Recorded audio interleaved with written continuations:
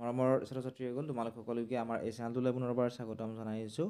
যোৱাকালি এজন ছাত্ৰই কমেণ্ট কৰি সুধিছিলে যে মেট্ৰিক পৰীক্ষাত অহা যিখিনি আমাক ইংৰাজীলৈ অনুবাদ কৰিব দিছিলে ইয়াৰে উত্তৰখিনি আমাক কৰি দিব লাগে। গতিকে মই চেষ্টা কৰিছোঁ উত্তৰখিনি তোমালোক কৰি দিবলৈ। ভিডিঅ'টি শেষলৈকে চাই থাকা, ঠিক আছে। প্ৰথমতে আমি চাওঁ আহা 1998 চনৰ মেট্ৰিক পৰীক্ষাত কি কি আহিছিল বা কি কি ট্ৰান্সলেট কৰিবলৈ দিছিল ইংলিছলৈ, ঠিক আছে। উত্তৰখিনি মই কৈ যাওঁ, তোমালোকে লিখি ল'ব পাৰিবা। 1 নম্বৰত আহিছিল তোমাৰ দেউতাৰা কালি আমাৰ গাঁৱলৈ আহিছিল। যদি আমি ইংলিছত লিখোঁ এনেধৰণে লিখিব লাগিব, your father came to our village yesterday. 2 number বাক্যটো আছিল তেখেতে এইখন গাঁৱত জন্মগ্ৰহণ কৰিছিল। He was born in this village.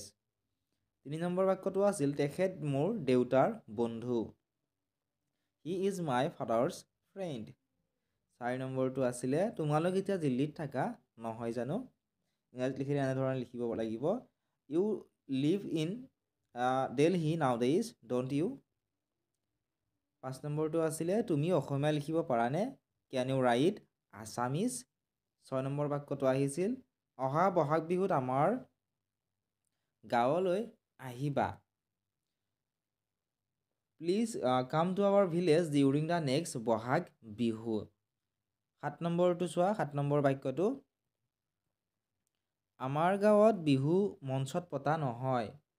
The Bihu is not held on stage in our village. 8 number বাক্যটো আছিল কিছুমান ডেকা গাভৰুৱে পথাৰত নাচে আৰু গান গায়।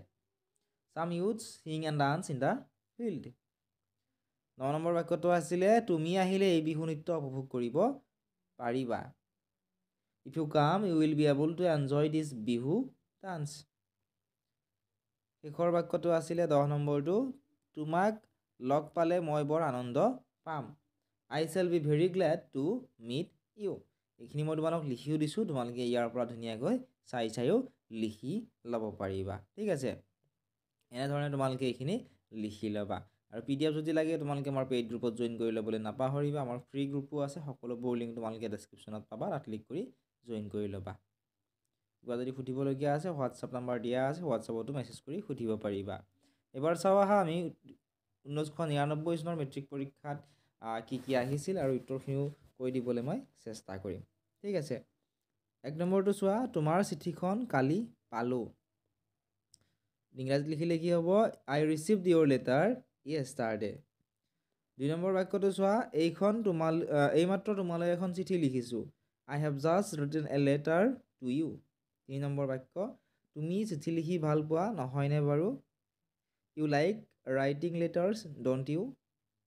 4 নম্বৰ বাক্য আছিলে যদি গৰমৰ বন্ধত আহা তোমাৰ লগত শ্বিলঙলৈ যাম। If you come during the summer vacation I will go' to Shillong with you. 5 number বাক্যটো চোৱা শ্বিলঙৰ জলবায়ু গুৱাহাটীৰ জলবায়ুতকৈ ভাল।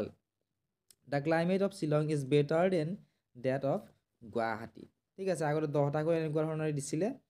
নেক্সট তোমালোকে চোৱা 6 নম্বৰ বাক্যটো কি আহিছিল। 6 নম্বৰত দিছিল আমাৰ ইয়াত কিছুদিন ধৰি বৰষুণ দি আছে। এনেধৰণে লিখিবা it has been raining here for a few days. 7 number বাক্যটো আছিল বৰষুণ শস্যৰ কাৰণে ভাল। Rains are good for crops. 8 number বাক্যটো আছিলে এইবাৰ বানপানীত বহুত শস্য নষ্ট হ'ল। ইংৰাজীত লিখিলে হ'ব many crops were damaged by the flood this year. 9 number বাক্যটো আছিল তুমি সাঁতুৰিব জানানে, do you know' how to swim. 10 number বাক্যটো আছিল দেউতাই কৈছিল সাঁতোৰা এটা ভাল ব্যায়াম। Father said swimming is a good exercise. ইয়াৰে যিখিনি বাকী ৰৈ গ'ল তোমালোকক এইখিনি মই লিখি দিছোঁ, তোমালোকে চাই যাবা, ঠিক আছে। এইখিনি হৈছে ইংৰাজীখিনি তোমালোকে লিখি দিছোঁ তোমালোকৰ সুবিধাৰ বাবে।